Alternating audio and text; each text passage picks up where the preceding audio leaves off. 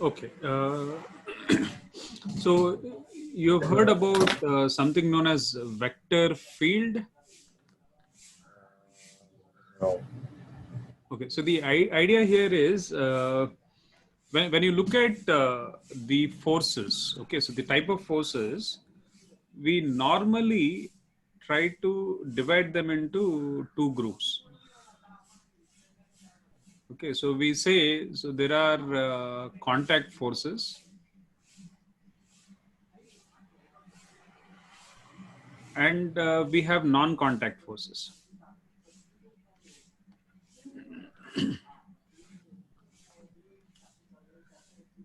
So when you look at these contact forces, examples are, let's say, tension in a string and the normal reaction.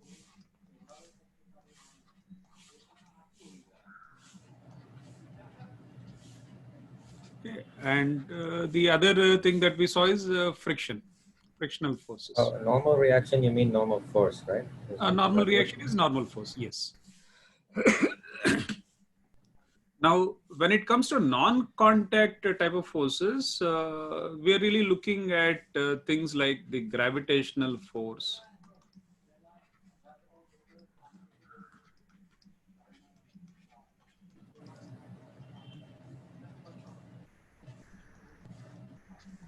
So we have electric force.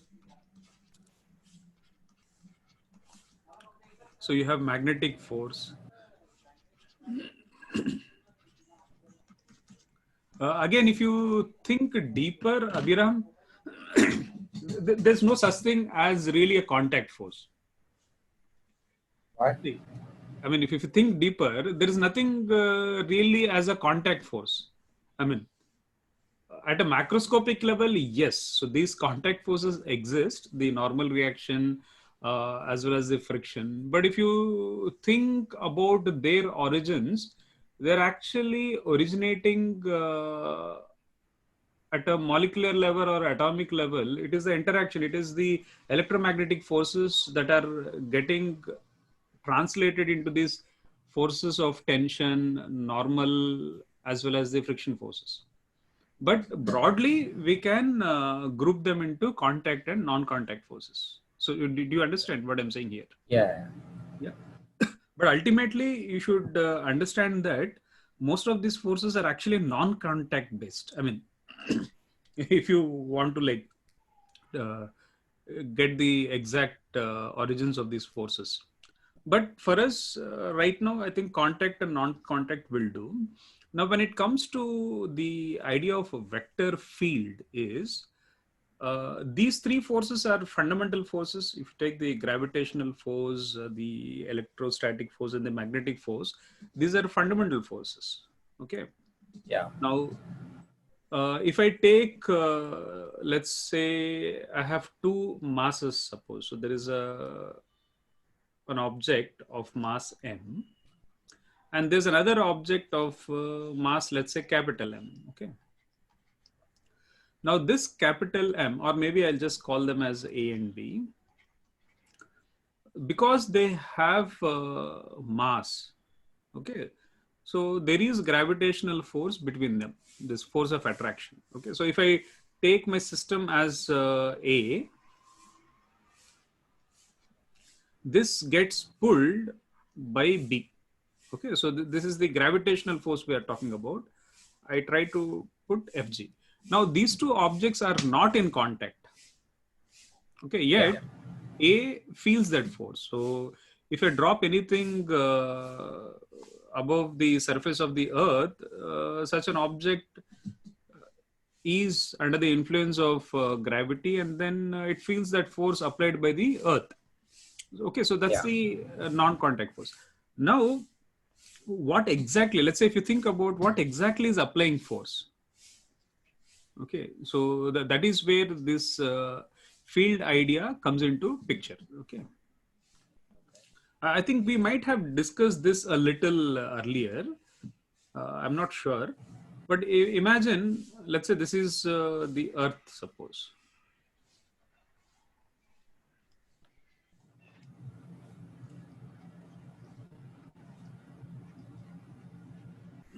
Now, I can place my object anywhere, okay, on the surface of the earth, inside the earth, above at some height, doesn't really matter. So in any direction, if I place an object in any direction, okay. Yeah. So let's say I place my object here of mass, let's say m, and then I could have another, let's call this as A, and this is B, and this is C. So I have these particles, Ma, maybe stones, something, whatever they are. Okay. Now all these particles will experience force towards the center of the earth. Yeah. Now, the moment you place these objects, they are going to experience the force, right? So Yes. that means the space surrounding the earth is definitely affected by the presence of the earth. Yeah. Okay, so when it comes to the concept of vector field, what they say is at any point in space, okay, at any point in space, you have a vector. Okay, you have a force vector that you can think of, and because these vectors are there at all points in space, so if you have a mental picture of like the space is cluttered with these arrows everywhere, they're not physical, Yeah. you don't have them, but if you imagine that, okay, so you have these force vectors all over the place, okay, and then that region with those vectors is the vector field. Okay. Okay, so that is one way to understand. Another way to understand is when it comes to, let's say, gravitational force, you have a Yeah. concept of gravitational field vector. Okay. Yeah. So let me write that down.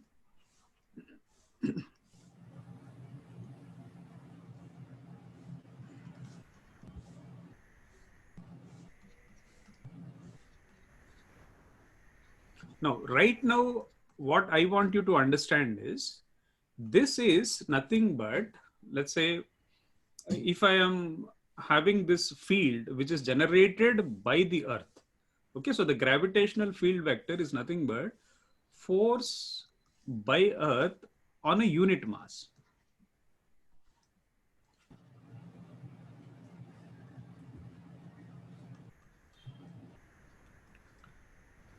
So this is a good enough idea to understand.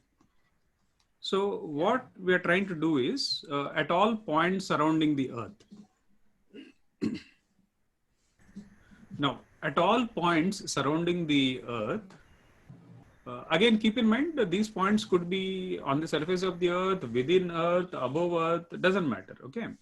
Now, at each point, so let's say if I have a point P here, I imagine that I'm placing a unit mass. Okay. So what is a unit mass? Unit mass is any object having 1 kg mass. Okay. So, but you preferably have a particle of 1 kg. So if you place that, or you don't place it. Okay. So imagine you are placing it. Can you So hear if me? you Okay, so this is what I'm saying. At several points in space, you don't have to bring in any object having mass. You just have to imagine that you're bringing a 1 kg mass. You understand? So you're just imagining that you're bringing 1 Yeah. kg mass. Okay. So imagine Yeah. a unit mass is brought to point P. Okay. Is placed at P. Now, if you do that, the earth is going to apply a force on this 1 kg. Okay. Now, this force, I mean, if you use the gravitational force, which is G mass of the earth into mass of this object by, let's say, if I take this distance as r square. So in this case, you write GME, I'm writing 1 by r square. Okay. So this force per unit mass, so whatever we have evaluated here, so this guy, this is taken as the gravitational field. Okay.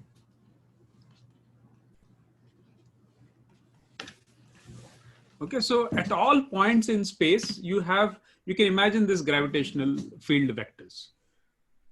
So it's kind of you're mapping all points in space. Okay, so Okay. but in reality, if you happen to have an object at any location, it will immediately feel that force. You understand? Now, why is it Yes. immediately feeling the force? Earth has its influence everywhere. So it's always a good idea to think that, okay, the space is kind of cluttered with this influence. Okay, and then that influence is expressed in terms of a vector quantity. Okay, so which Okay. is known as the gravitational field vector. It's nothing but force that Earth applies on a unit mass. Yeah. You get the point. Now, Yeah. on the surface of the Earth, suppose if you have this unit mass on the surface of the Earth, if r is the radius of the Earth, this force per unit mass. Okay, so if I take that force per unit mass, which is the gravitational field. Okay, so that is kind of g mass of the Earth by r square, right? Yeah. And this, in fact, is taken as g, small g. Yeah. Okay. So if you plug in the numbers, okay, so suppose if I plug in the value of g, so the value of g is around 6.67 into 10 to the power minus 11. And you remember the mass of the Earth? You know the mass of the Earth? Even I forget. So if I take roughly the mass of the Earth is 6 into 10 to the power 24 kgs divided by r square. I think the radius of the Earth is 6,400 kilometers. So I'll write 6,400 kilometers. I'm converting into meters. And if I square this, okay. So let's calculate this and then see what we get. Okay, so we are getting 9.77 Newton per meter. If you look at this G has a dual meaning. Okay. Okay, so try to understand this. This is very subtle. Okay, this G here I'm saying it is force per unit mass, which is the Shouldn't gravitational. it become acceleration? Force per unit mass? Exactly, but Oh, force per unit mass is acceleration. Yeah. Okay. uh, Ma over m. So it will yes, m. yes. But if I place it on the surface of the Earth, is it going to accelerate? No. It will just feel a force. So what we are trying to do here is, again, the net force is zero on that. If I leave it slightly above the surface of the Earth, when it accelerates only because of the force due to Earth, then this G and that G are same. So I mean, I'll just write down here. This is slightly subtle. So you have two things here. Okay. One is gravitational field vector.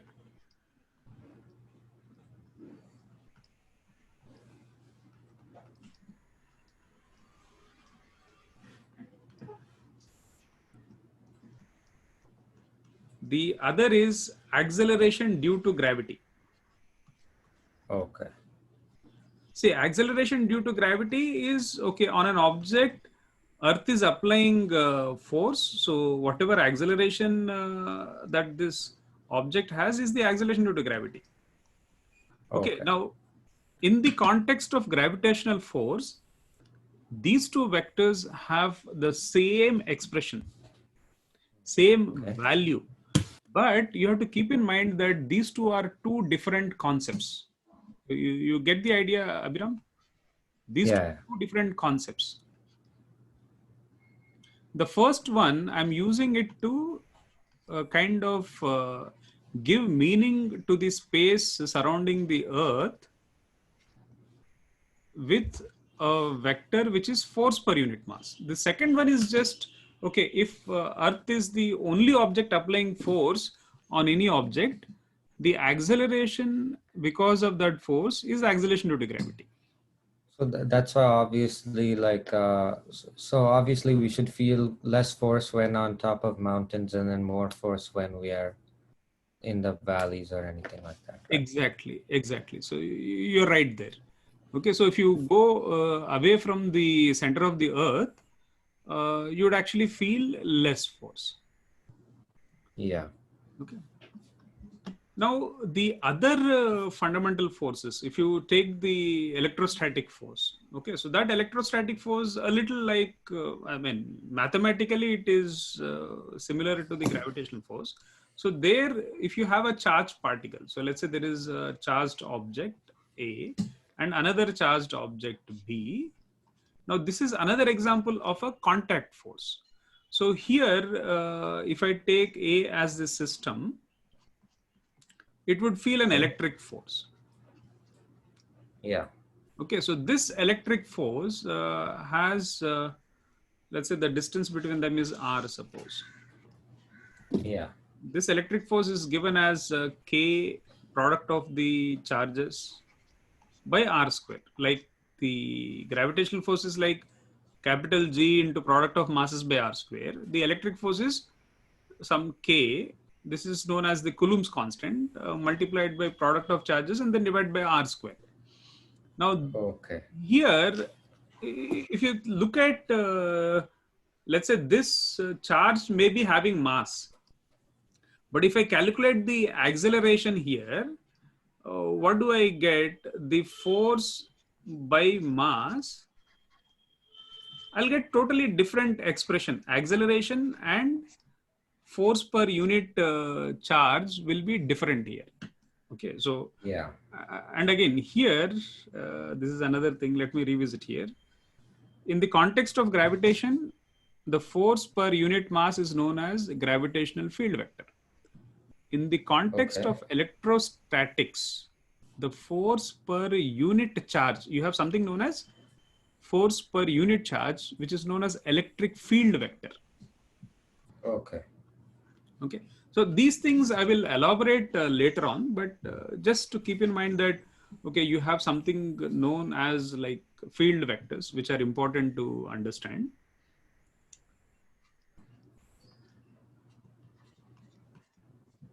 What is happening? So electric field vector.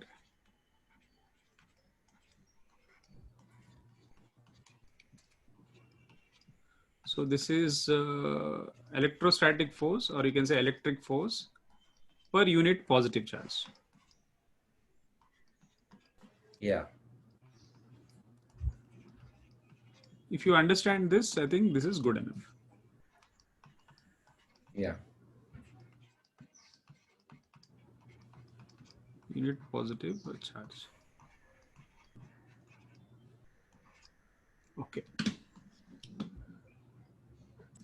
See, there are other fundamental forces which we will not look at them right now. Okay, so you have this. Let's say if you have two magnets. Okay, so they also attract one another. So that's magnetic force. But I think electric and then magnetic forces are clubbed together. And then if you go to, let's say, atomic level. Okay, so within the atom. Inside nucleus especially, the protons are positively charged. They should actually repel. I think you know, right? Like charges repel and unlike charges attract. Yeah, like charges. Yeah. Okay. So if you take nucleus, there are protons, right, in the nucleus. So they should Yes. actually repel one another and then they should not really stay together. Why are they really staying together then? Because the nucleus is the neutrons provide like a buffer. No, it's not kind of a buffer. There is a force within nucleus also. There are these strong nuclear forces. See, a neutron, I know it does not have charge, but a neutron can apply an attractive force on a proton. A neutron can apply an attractive force on a neutron. A proton can also apply an attractive force on a proton. Now, these are forces very difficult to understand. Okay, are you there?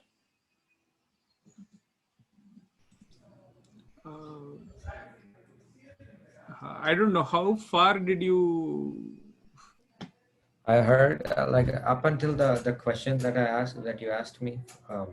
After the question, you froze like during the explanation. So if you could just like Oh, okay. explain one more time. Yeah. So what I was saying is, within the nucleus, Yeah.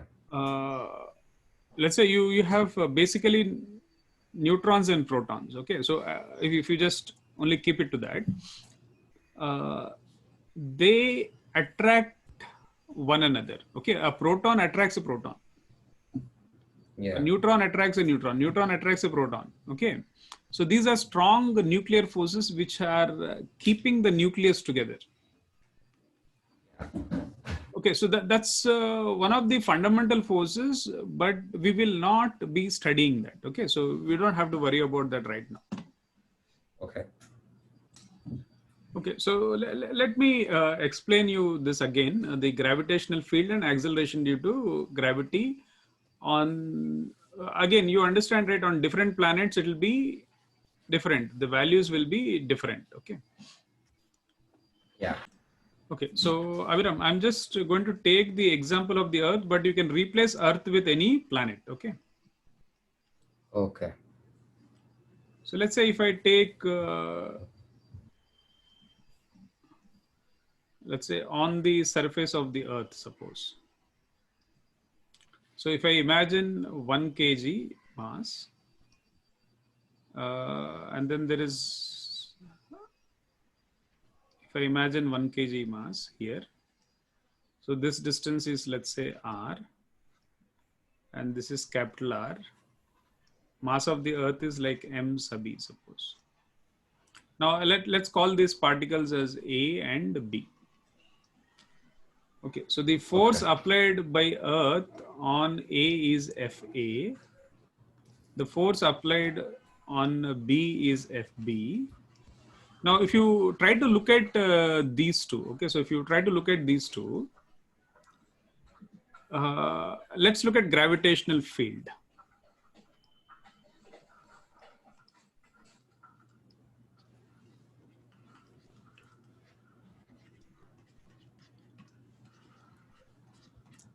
So in order to, let's say, keep these two concepts different, what I'm going to use is, I'm going to use a symbol E for gravitational field. Okay? Now I'm saying this is force per unit mass. So this is force per unit mass. Okay. Now if I take A, what is the force on A by Earth? It is G, mass of the Earth, into mass of that particle 1, and then r square. Now when it comes to E, this itself is E. You understand? Because I'm calculating this force per unit mass. You get this, Abhiram? Yeah. Okay, so this happens to be G me by r square. Okay, now if this object A is literally on the surface of the Earth, the normal force would actually balance the gravitational force, and the acceleration is 0. You get this? Yeah. Yes. But if you imagine that this object A is slightly above Earth. Yes. Okay, so if A is slightly above Earth, that means if you are allowing it to accelerate. Yeah. Okay, slightly above Earth. It's sorry. What does E represent again? E. You said F is equal to. We are saying that E represents the gravitational field. Because if I use G, the acceleration due to gravity, again we get confused. I mean, you can actually use G. Yeah. Okay, you can use G, E, but sometimes the acceleration due to gravity near the surface of the Earth is taken as G. So, yeah, if A is slightly above Earth, we can say that the acceleration is what? Force by mass. So the mass Yeah. is 1 kg, and then you have g me into 1 over r square. Mass is 1 kg here. So we end up having, if you Yeah. see, these expressions are identical. Okay, but here I'm calling this is acceleration. Okay. You get my point here. Yeah, I understood that part, but why did you cross out the 2 r squared? Why did you No, cross I out did the not. square No, for r no, squared? I did not cross. So that is my OneNote behaving crazily. Okay, Oh, that's okay, okay, yeah, yeah.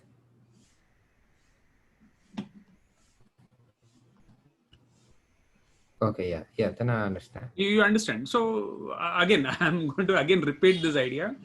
Gravitational field, acceleration due to gravity, two different concepts, but the Yes, same yes, expression, same values, everything is same. Only in the context of yeah, gravitational force. Okay. So I hope this is clear. Now, again, when yeah. let's say if you want to, okay, so later on when we study gravitation, I'll teach you how to calculate at various points. So right now, it's not important. This is this is another thing very important to understand. Okay, so in the context of gravitation, this is another concept that is little tricky. Okay, Yeah. now what is your understanding of inertial mass and gravitational mass? So how do we understand this? Is inertial mass the mass of an object in motion? I'm guessing. How about gravitational mass? Gravitational mass is when it's still, it's just sitting, it has a gravity. So do you mean to say that these two are different? No, they'll be the same, but mm, Okay, so then how it do we it won't understand? change when in motion. Huh? So then why do we give them two different names? Like one inertial mass, there is gravitational mass. Everyone, give me a minute. I'll just be back. Okay, so now let us understand this concept of inertial and gravitational mass. Okay. Okay. Now, one way to understand this is I'll try to like kind of split it into two things. So let us put a line here.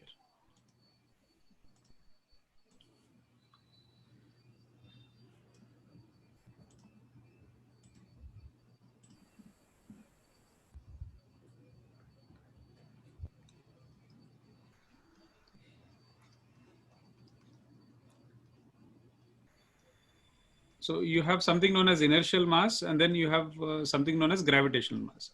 Now, Yeah. understand that every object has these two concepts, okay, related to it.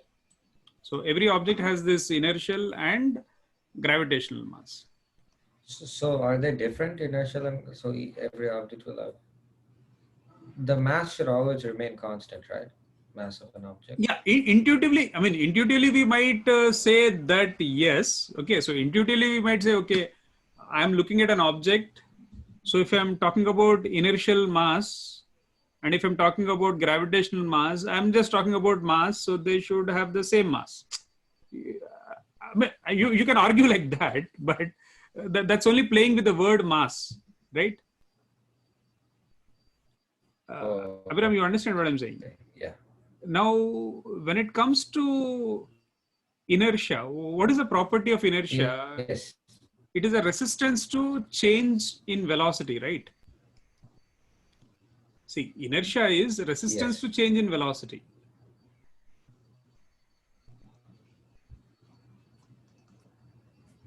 So inertia, let's see. So how do I understand this? This is like resistance to change in velocity. Okay.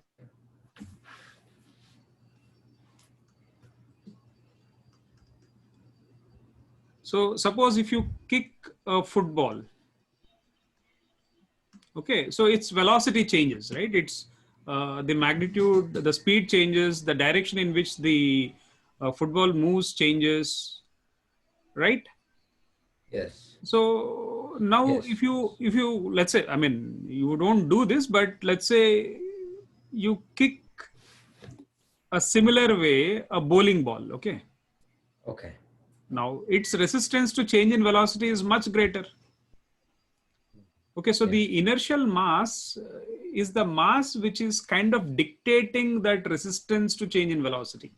So higher mass, you can say higher resistance to change in velocity. For the same value of force applied, the resistance will be greater. You get this? So when it comes to inertial mass, what we really do is we take the help of Newton's second law of motion.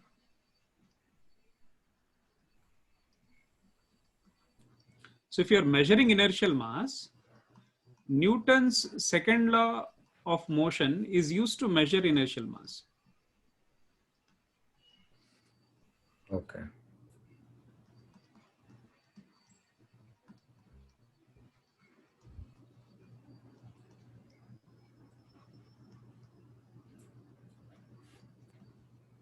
It is a little hard to actually measure. See, you can have several experiments. Let's say, suppose you have on a horizontal surface, there is a block. Okay. Now, if you have a spring mechanism, suppose if you have a spring mechanism, Yeah. and then you apply some kind of force, and then you imagine that this is negligibly, let's say, frictionless or like kind of very smooth. Now, whatever force Yeah. you apply, you can measure because you are using a spring. The stretch in the spring allows you to measure the friction force. You Yeah. get what I'm saying here? Yes. Yes. I get. Okay, so once you, let's say, measure the force, uh, what that force has done is to this block, it has accelerated the block. Okay, so that means you are Okay. measuring these two quantities. You measure force, you measure acceleration, and then if you apply Newton's second law, what is Newton's second law is saying? Newton's second law says force is equal to mass into acceleration. So now Mm. by getting these measured values, I can get the mass, Yeah. right? Now this is the inertial mass. Okay. Okay. Now, when it comes to gravitational mass, the idea here is any object having mass, okay, having mass will feel attracted to another object having mass. See, you understand. See, here we are not talking about resistance to change in velocity. You get this point? See, an Yeah. object having mass is somehow obliged to feel attracted. Okay, so that's how the nature works. Okay, so if I have an object, let's say there is an object of mass m, and then we have Earth here or some other object.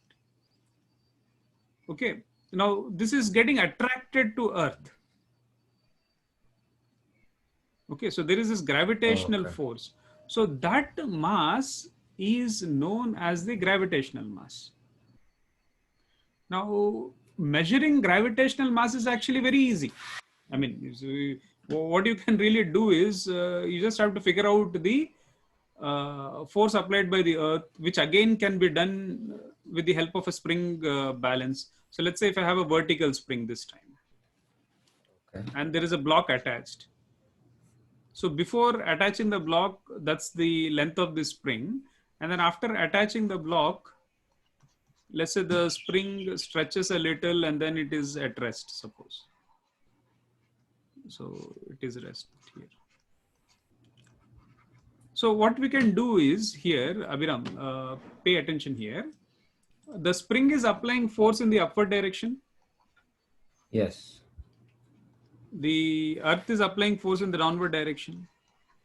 Yeah. So Yeah. by measuring the spring force, I can measure the gravitational force here. By seeing the stretch of the string. By seeing the stretch of the spring. So once I measure Oh, these, what I'm trying to do to get the mass here is I take this gravitational force and then divide by acceleration I should not say acceleration due to gravity here. I should say the gravitational field vector. You get this? So I'm dividing yeah. by gravitational field vector here to get the mass. Hmm.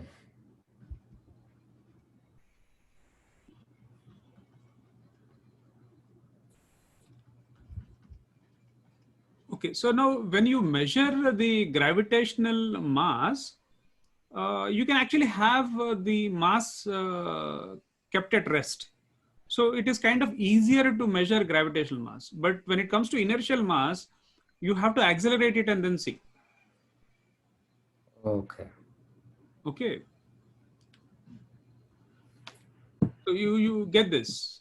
Okay. So again, if you come back to the first example, now don't you think the Earth is applying force here? See, in this first case, when the block is pulled with a spring horizontally, isn't the Earth applying force? Yeah. It is applying. Okay, so that mg force is applied. But are we using that mg to calculate the mass? No. We are using the acceleration to calculate the mass. So that is why this is known as the inertial Okay. mass. The other one is the gravitational mass. Now, uh, but luckily these two are same. But Yeah. to really understand that, we need to kind of get into ideas on relativity. Okay, so I think even I mean, it is said that even Newton had difficulty in appreciating that these two masses are same. Okay, so Oh, the people, mass in motion and the mass in. yes, because one is like, see, both are related to the object, but one is kind of resistance to the change in velocity. Okay, and the other is like, okay, it has this obligation. Any object having mass is like feeling attracted to another object having mass. Okay, so that is a different property. Yeah. Now, it is believed that Einstein has actually shown that these two are same, because he came up Yeah. with this theory called equivalence, principle of equivalence. Hmm. Okay. See, what Einstein says is there is no difference between a situation where the gravitational force is acting on something and the object itself is getting accelerated. Yeah. Okay, so that is something. Let's say, let me briefly explain that. See, here we have two elevators. Let's say this elevator, the elevator on the left is at rest.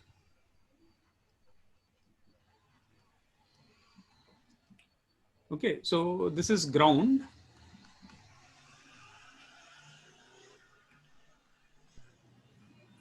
Now a person is standing inside the elevator and then he drops a ball. Okay. Now what will happen to this ball? The ball will fall towards the ground, right? Yeah. Now the second elevator, okay, so the second elevator is in deep space. Okay, and don't ask me how I took this to deep space. Okay, just imagine that it is in deep Okay. space. Okay. Now Yeah. in deep space, you have a person inside the elevator, and then here, because it is in deep space, the Earth is not applying any force. Okay. Okay, but this elevator is given acceleration a upwards. Now, if this person drops a ball, I think we have seen a problem like this earlier, right? There's a rocket moving in deep space. You recall that? Yeah. Yeah. Yeah. I recall. Yeah. So here, if he drops a ball, let's say this ball would also move towards the floor of the elevator. Mm, yes. Now this is the interesting part. Okay, so imagine this. This person, okay, is blindfolded and kept in an elevator which is at rest on the ground. Okay. And he doesn't know that he was taken to that elevator. Okay. Okay, now another person is similarly blindfolded and kept in an elevator which is taken to deep space. Yeah. Now both of these guys don't know that they are in these elevators. Okay. So if they drop a ball, the ball is So going he doesn't to, know he's in space. yeah. If they drop a ball, the ball is going to fall towards the floor of the elevator. Yeah. The situation is identical. Is it accelerating up at the same? Is it accelerating you up can at the say that. same? Okay, so in the second Okay. case, you can say that it is accelerating at g, let's say. Okay.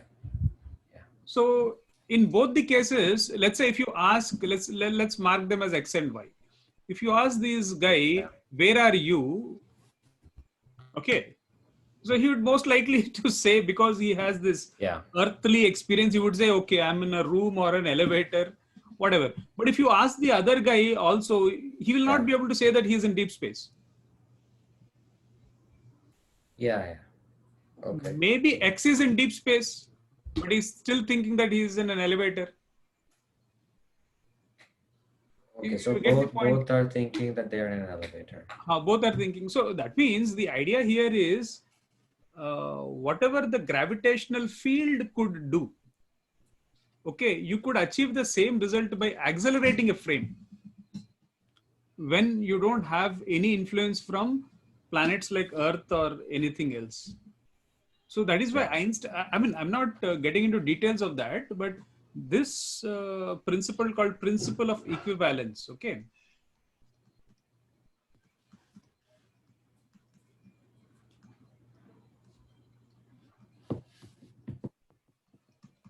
because this principle of equivalence says that there is no difference between gravitational field and acceleration. Okay.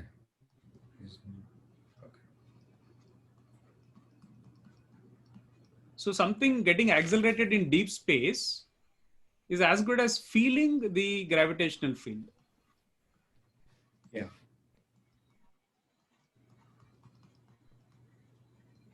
So that is why we can just say that the inertial mass and the gravitational mass are same. Okay. Okay. And another thing, I think you might have studied a little bit of oscillation, right? A spring, a block attached to a spring, and then it oscillates. You might have seen the formula Yeah. for that A little bit. a little bit. Yeah. Even that kind of setup is normally used to get the inertial mass. So if you have Okay. on a horizontal surface, if you have a spring attached to a block, okay, so if I disturb this and then as it oscillates, the time period is given as 2 pi under root m by k. So this is the most preferred way of calculating or let's say measuring the inertial mass, because you can always, let's say you can always attach object, or you yourself can become an object and then maybe get attached to a spring and then let that spring oscillate you. So Okay. people can measure the time period. Okay, the force constant is usually experimentally obtained, and then the mass that you obtain here is the inertial mass. Okay, so Yeah. are you I got it. I wrote it all down. got it? Yes. Yeah. Okay. Yeah. So now let us understand this concept. So the centripetal acceleration. Okay, so by way of definition, okay, so what is acceleration?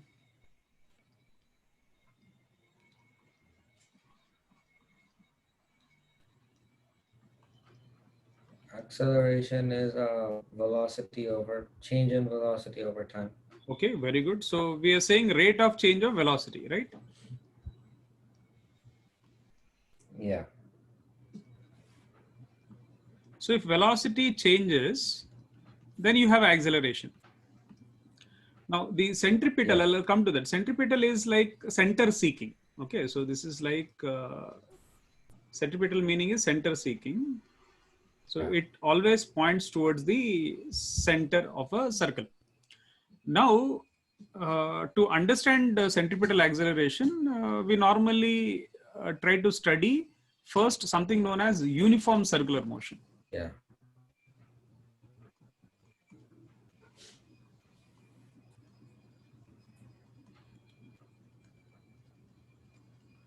Okay, so what is uniform circular motion? Uniform circular motion is you have, okay, so this is what happens in a uniform circular motion. You have a circle of fixed radius, r, Yeah. and a particle goes along the circle with constant speed.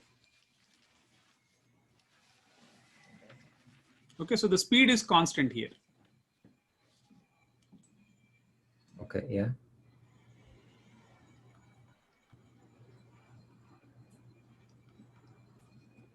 Now the question is, if the speed is constant and the particle just moves along the circle, does this particle, so suppose if m is the mass of the particle, does this particle experience any acceleration? Does it have any acceleration? No. Why do you say no? If it's moving at a constant velocity, the change in velocity will stay the same, right? So No. Is it moving at constant velocity or is it moving at constant speed? it's moving at constant speed. Yeah, speed v, right? Okay. So, yeah. So will it have acceleration? Yes. It will have acceleration, right? So you understand Yeah. here. See, when you take velocity, velocity is a vector quantity. Yeah. So if its magnitude changes, the velocity changes. If the Yeah. direction changes, the velocity changes. Okay, so here the magnitude is constant, but as the particle moves around the circle, obviously it is changing its direction, right? Yeah. So because the direction is getting changed, the particle experiences acceleration. You're all right here? Yeah. Now, Are you writing on this? no. I'm not writing. Are you able to see the board? This is what I have. Oh, okay. I thought you were writing. No. I'm just, I'll write. I will write now. Okay. Oh, okay. No, yeah. So you're okay so far? Yeah. Yeah. Okay. So now what we will do here is imagine the particle, this position. Okay. So let me.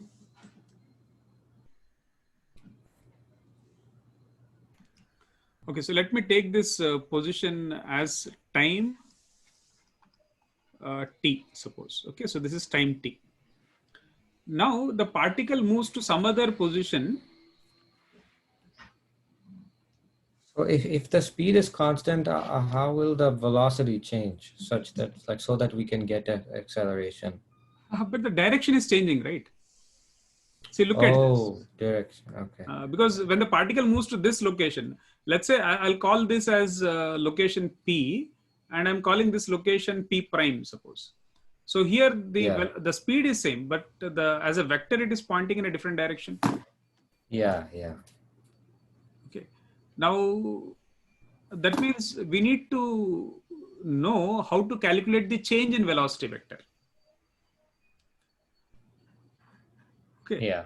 Now pay close attention here. So this is what I'm going to do.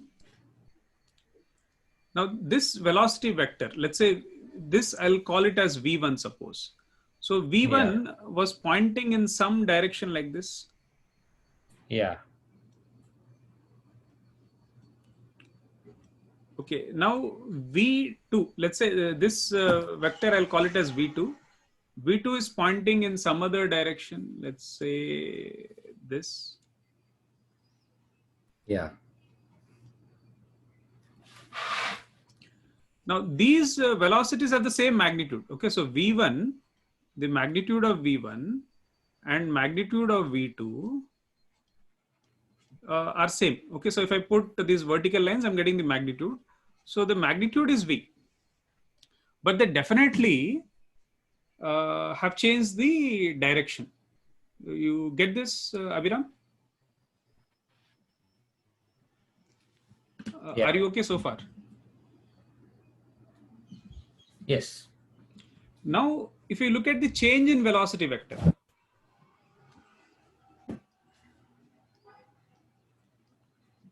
because to find acceleration, I need change in velocity. So the change in velocity delta V is what? V2 minus V1. Yeah. So how do we calculate V2 minus V1? Can I say that V2 minus V1 is this vector?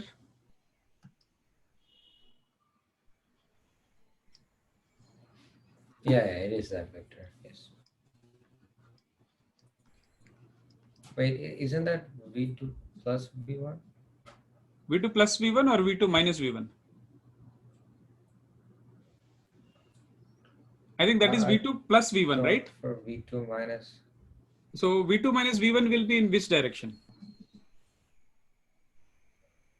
the So this is V2, very nice. So this is V2 plus V2. V1. So how do I Yeah. get V2 minus V1? V2 minus V1, we should flip V1 and attach it to the end of V2. Very nice. Okay, so if I flip So it will look, V1, okay, so suppose if I flip V1, yes. okay, so this is V1. So this becomes minus V1. So now where do I attach it? Yeah. The ending, I mean, like the beginning of V1 should add to the ending of V2. Very nice. So let us So draw here. form like a line downward, right? I'm thinking. Very nice. So if I have this as V2, now let me have this as a line. That's it. Okay. Now if I attach it this way. Yeah. Oh, sorry. I should keep it parallel. Okay.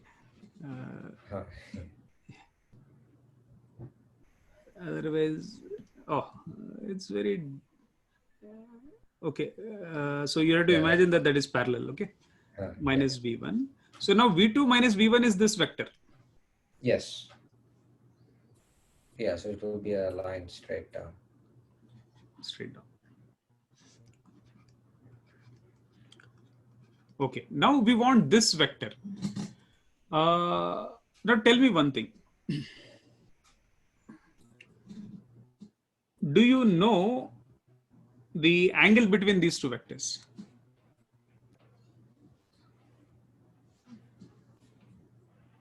The angle,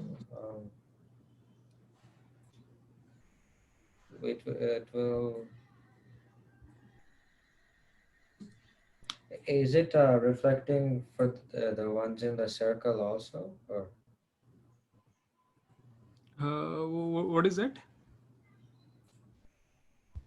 I was just asking, like the points that you chose for the circle, like P prime and P. Yeah. Are they supposed okay. to, So like, if I give you reflect, this information, let's say the radius turned by an angle theta. So what is the angle between these two vectors? Yeah. What will be the angle between these two vectors? So if the radius turns by an angle theta, how do I get the angle between these two vectors?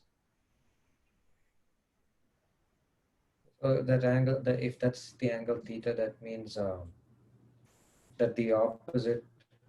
Wait, sorry, let me put this chart. Okay, so think about it. Radius of the circle also? No. That I'm not saying. No. They need not be. Okay, yeah. Okay, very nice. Okay, so the angle between V1 and V2 will be theta. Why do you say that?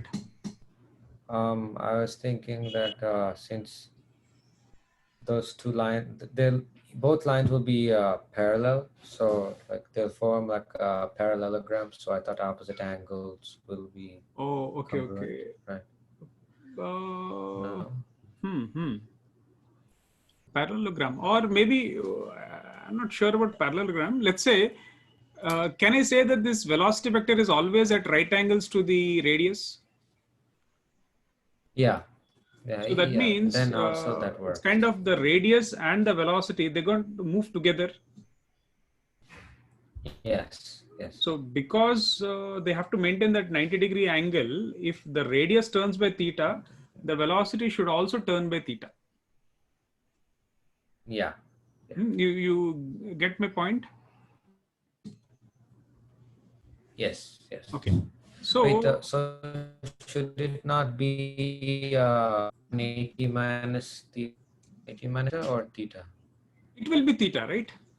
That angle between Yeah. Or V1. maybe I'll do one thing. I'll try to draw. And since you already have 290 degrees, in that sense, should it not be 180 minus theta then?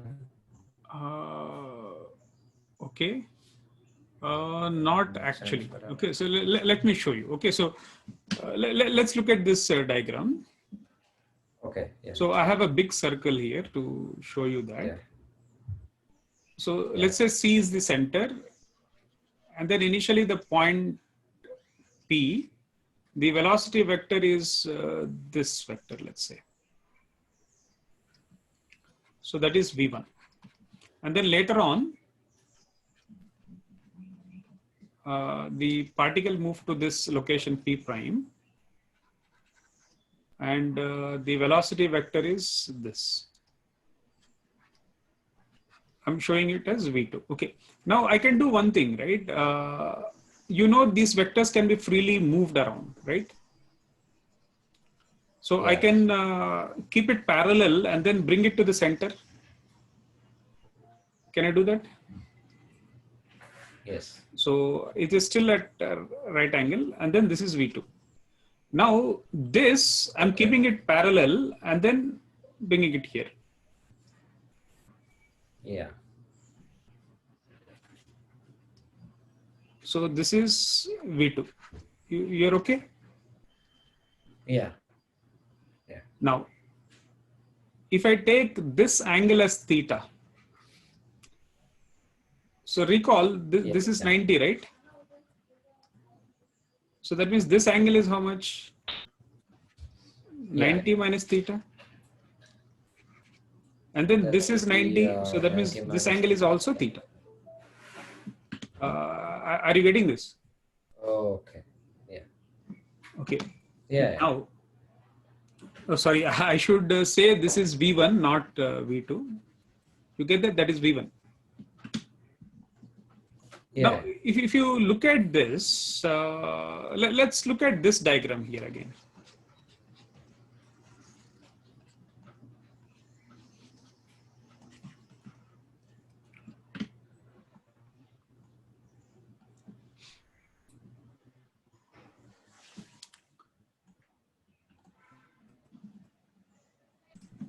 See, what I'm trying to do is I'm going to, like, say, draw something like this.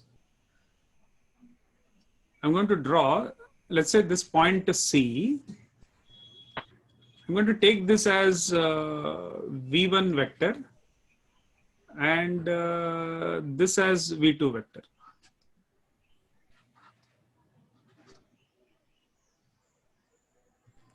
Now, Aviram, another way of looking at it.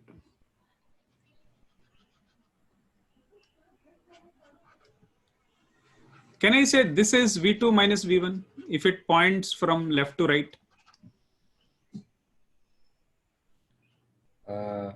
Yeah, you can wait. Wait, let me see. Because if I add V1 to V2 minus V1, I'll get V2, right? Yeah. So this arrow, which is running from left to right, can be taken as V2 minus V1.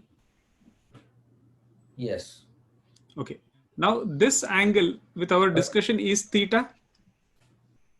Yeah. Okay. Now from this triangle, if you look at it, so maybe instead of C, maybe let us take that as C, doesn't matter. I will call this as maybe X and Y. Now look at this triangle here. Okay, so if I join this P prime, okay, the magnitude of velocities are equal, right? Yeah. So this Cx is equal to Cy in terms of magnitude. Yeah. Okay, so this is radius. So Cp prime, they're equal.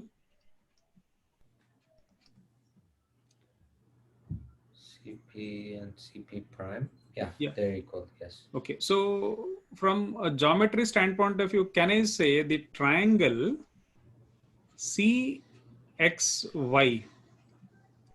is similar to triangle CPP prime? Can I say that? Yes, yes, you can say. Okay, now from similar triangles, you know that the ratio of the corresponding sides will be same. Yeah, yeah. I Okay, saw now this triangle. what I will do is I will take the magnitude of V2 minus V1. I'm placing arrows here, so to be correct, more correct. So I don't have arrows here, but you understand you should place them. Yeah. And then the magnitude of V1. So basically what I've done is, this is kind of XY divided by CX. Okay. Now, if I take the other triangle, I'm taking R by, sorry, P prime, the chord length. Okay, so I'm taking chord length P prime.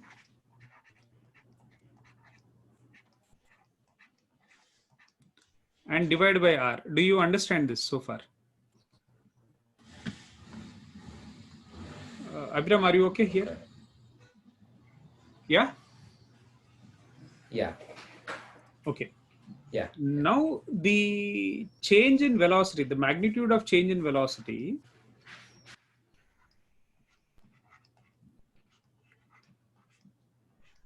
Okay, so the magnitude of velocity is V. So I can write that as V by R multiplied by chord length P prime.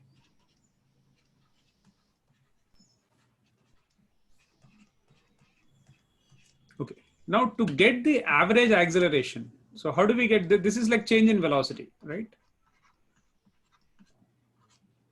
So to get the magnitude of average acceleration, by definition, what do we have?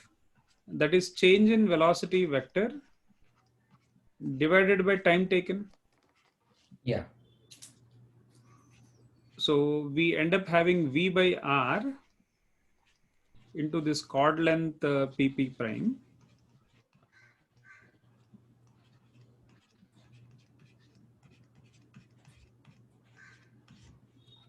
divided by delta T. Now, what is the definition of instantaneous acceleration? Instantaneous acceleration is when you evaluate your average acceleration as the delta T tends to 0. Yeah. So you evaluate this. Okay. Okay, now pay close attention here. Now I have V by R. Now think about this.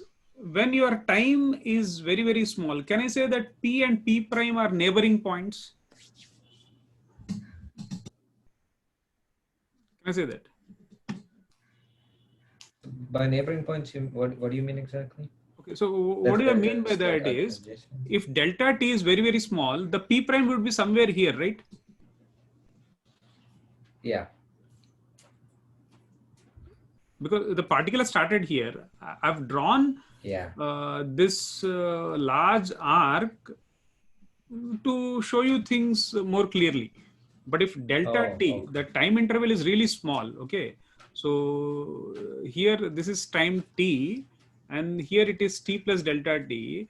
If this delta t is really, really small, then this theta is also very small. Okay.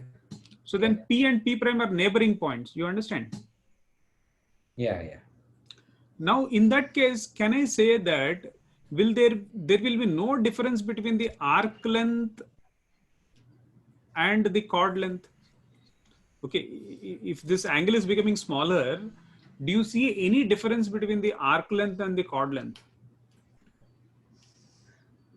No, I don't see any difference. Okay, so there will not be any difference. So now as delta t tends to 0, instead of chord length, I can say arc length P prime.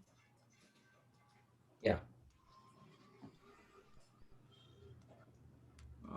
Okay, so arc length P prime by delta t. Now, if the particle is moving at constant velocity, in delta t time, the arc length would be v into delta t. Yes.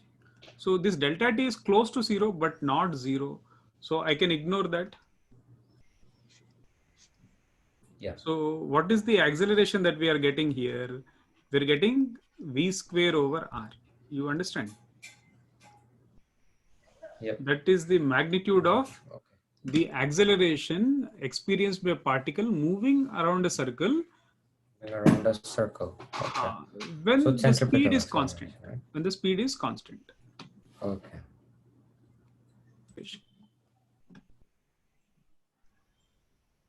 So look at here. Okay, look at carefully. Now, can I take this vector? Can I take this vector and then slowly move it, shift it in space, and then maybe I'll place it somewhere here.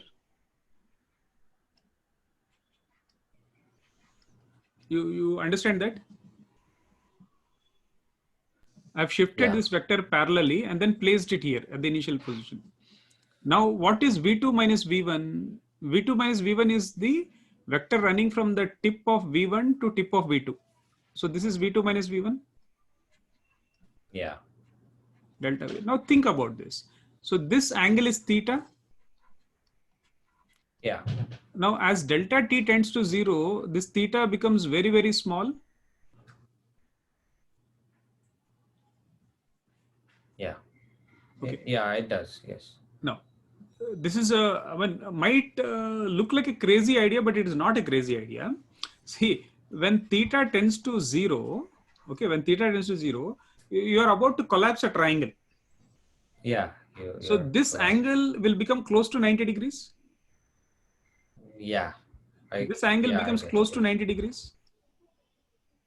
But then that's not possible, right? But you can say that, but you can say that instantaneously. Can I say the change in velocity vector is perpendicular to v1 vector? Can I say that? Change in velocity vector. Yeah.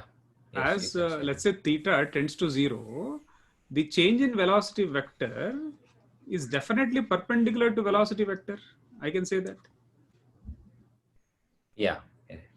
Okay, now if it is perpendicular to velocity vector, can I say it is along the radial line towards the center? Yeah. Yeah. Then you can. So that means the change in velocity vector is along PC. Okay. So the direction of the acceleration depends on the change in velocity vector. Yeah. So that means the acceleration is towards the center. Yeah. That's why it is called center seeking acceleration. Oh, okay. Okay. That's the centripetal acceleration. Okay. Yeah. You get what I'm saying? Yes. Yes. Okay. Okay. So think about it. Give me a minute. I'll be back. Okay. So are you okay so far, Abhiram? Yeah. Yeah. With centripetal acceleration, yes. Yeah. Okay. Now there's another intuitive way of understanding this. Okay. So I think in mathematics you would have studied proofs by contradiction. Yeah. right? So now, Yes. let's say if I have a particle which is moving around a circle at a constant speed, okay. Now, if I say that the acceleration that this particle experiences is not towards the center, okay. So I'll start with an assumption that the acceleration is not along the radial line. Okay, so this is a suppose acceleration is not radial. Okay. What is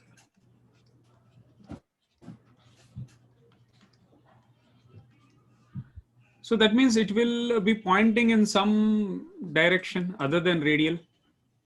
So Yeah. I will take one such direction, maybe something like this. Okay. So let's say that is acceleration A.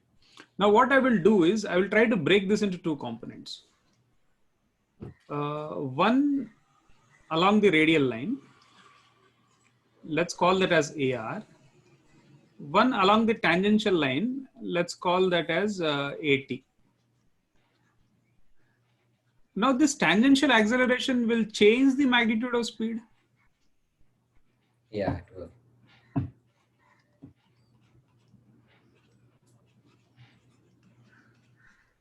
Will change the magnitude of velocity. So it will change the speed.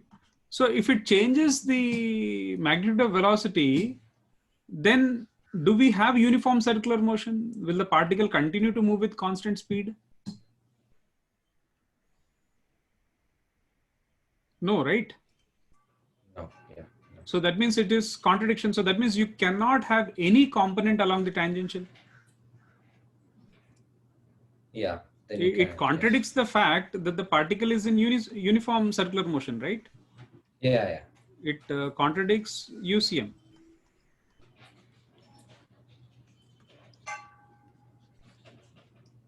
Uniform circular motion. So that means all you have to have is a component along the radial line, that too towards the center of the circle.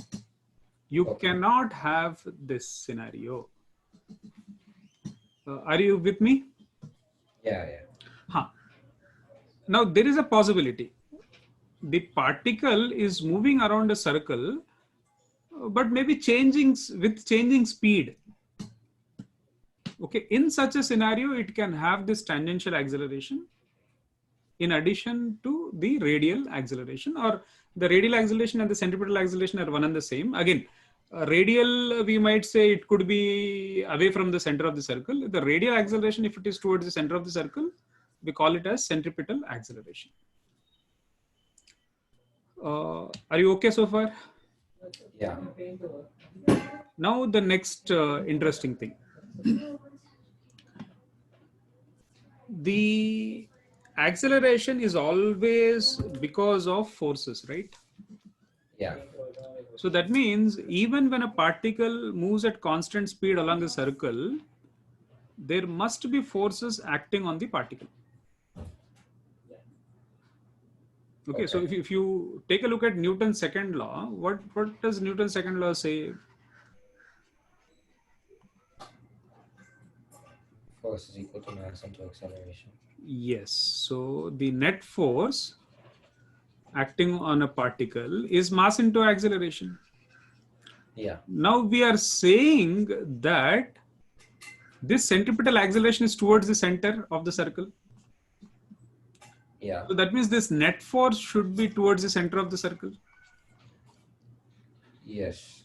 You can have a single force, or you can have a set of forces, but these the net force should be towards the center. Okay. Yeah. Okay. Now this is the idea here. The centripetal force is the net force acting towards the center. That's it. Centripetal force. It is not a new type of force. Okay, keep in mind, it is not a new type of force. It is just a name given to the net force that acts towards the center of the circle. So does this mean the force that do we also have centripetal force? Provided you are going around a circle. So Earth is Earth goes like Yes. So if you take Earth is going around the circle, whatever gravitational force that the sun is applying on the Earth. Okay, so you no, can no. take that. I mean just the Earth spinning, just the Earth spinning. Also, do we have a centripetal Oh, force? no. Spin is different. Spin is different.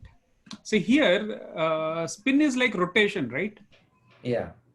Here we are not talking about, yeah.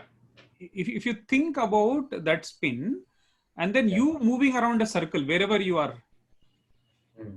Okay. then you can say. Okay.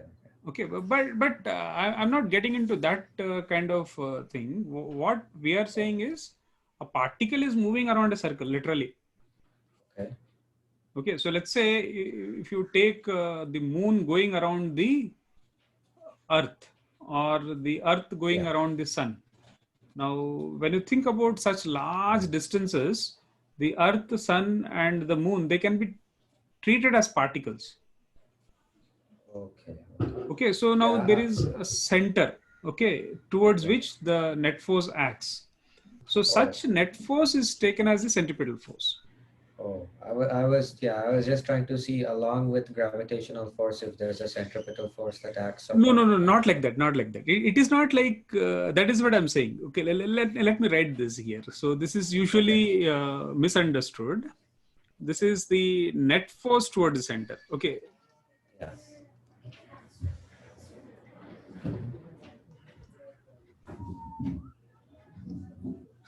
Why is OneNote behaving? Okay. Net force towards the center.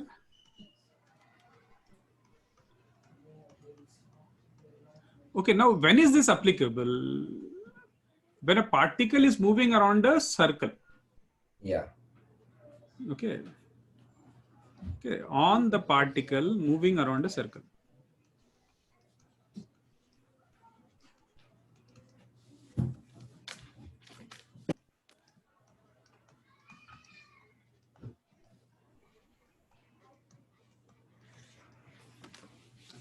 I think you might have seen videos or people maybe in live you might have seen. Few guys can actually do this. I mean, they take a bucket of water. Oh yeah. Yeah. I've seen. They can like there's a rope attached to the bucket, and then they can spin that bucket of water in a vertical circle without spilling the water. Yeah, I saw one video where the guy will keep all the food in like a lunch tray, and Uh-huh. he'll tie the tray and he'll spin it like this, and nothing will fall out from. Nothing will fall on. Okay, so that means if you take a look at that water in the bucket or the food tray, what is happening to them? They're actually moving around a circle. Okay, so the net force acting towards the center is providing the necessary centripetal force. Yeah. Okay, so it's like this. I mean, if you think about the earth, let's say this is earth,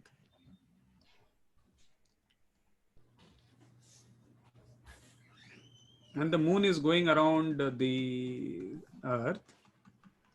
Okay, now this is not a real scenario, but imagine what if moon had no velocity? What would happen? If the moon had no velocity, then If moon had no velocity, it will what should just really happen? crash into the earth. It will just It fall should into crash the earth. into the earth, right? So Yeah. because moon has that velocity, it is able to maintain that circular path. Yes. Okay, now whatever gravitational force that the earth is applying on the moon, that's the only force acting on the moon in this idealized scenario. Okay, of course there are other heavenly objects interacting with moon, but let's say if I take this system, now this gravitational force applied by the earth on the moon, which is helping the moon maintain that circular path, this you can say it is the centripetal force. One example of centripetal force. Okay.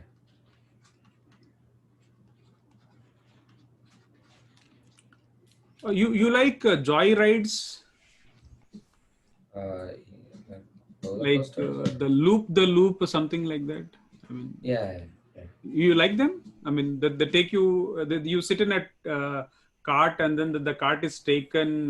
Yeah, like roller coasters are Roller like coasters, you like them? yeah. Oh, I hate them. I can't handle them. See, suppose you have a circular track, okay? Okay, so well, let's say imagine there is something known as a loop the loop, suppose. Okay, so Yeah. let's say you are sitting on a cart, let's say these are the wheels on the railing, and then let's say this is you. Okay, so you're happy, smiling, okay? And then let's say when the cart goes here, so you are here. And the crazy thing is, I think they become upside down also, right? Yeah. That's really scary. I can only teach. Okay. Now, see, at all these points, what is really happening? You have some center, right? Yes. So if I take the bottommost point, what is really happening at the bottommost point? If you look at the forces at the bottommost, if you look at the bottommost point, there are like two forces. Okay. Now you are sitting on some kind of seat, right? Now that seat is applying a normal force, right? You get this better? Normal force. And then the Yeah. earth is applying the gravitational force mg. Gravitational force. Yes. And then you have some speed, okay? You have some speed.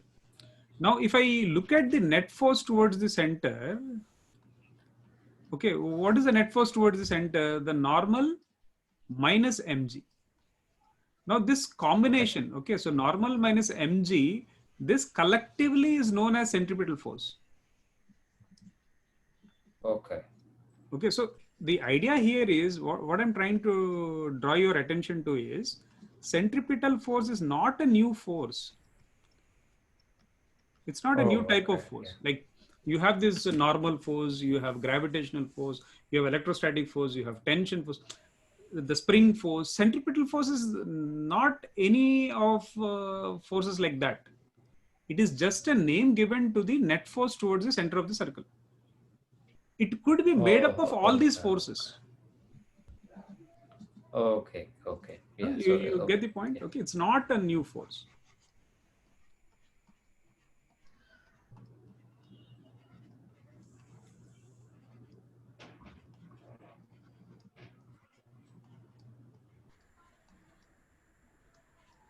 And then let's look at here. Okay, so here the normal force is towards the center. The gravitational force is vertically downwards. Okay, so here only normal force is providing the centripetal force.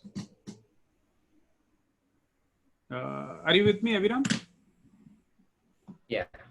And then if you go almost at the scary position, okay, at the topmost position, the seat is also pushing on you downwards. Normal force, the gravitational force is also towards the center. So here what is happening, the normal plus mg is providing the necessary centripetal force. Are you okay with this idea? Yeah. Okay, so I think we have started kind of looking at the free body diagrams, right?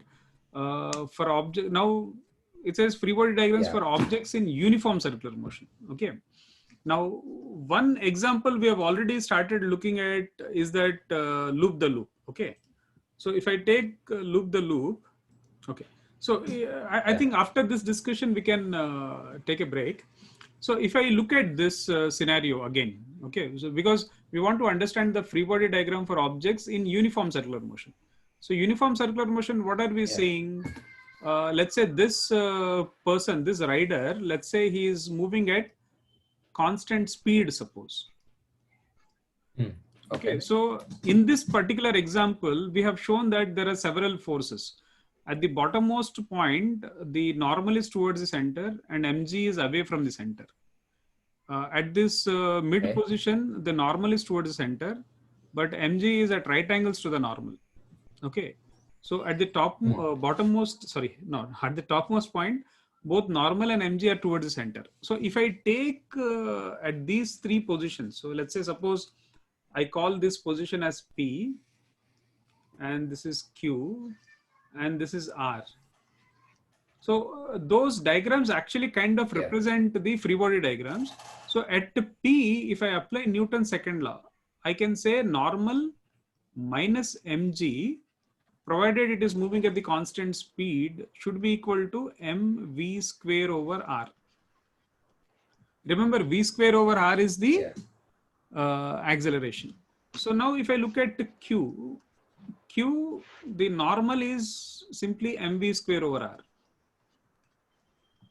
And at r, if you look at this, normal plus mg is mv square over r. Now, even though, keep in mind, I'm using n everywhere. Do you think the value of n is same everywhere?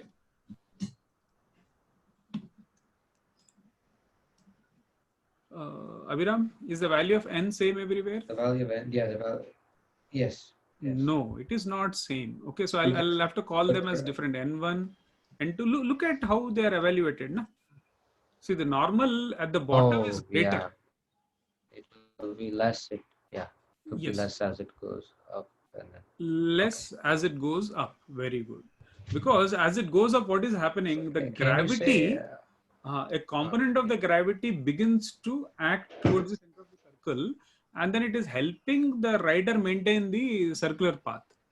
So the seat yeah.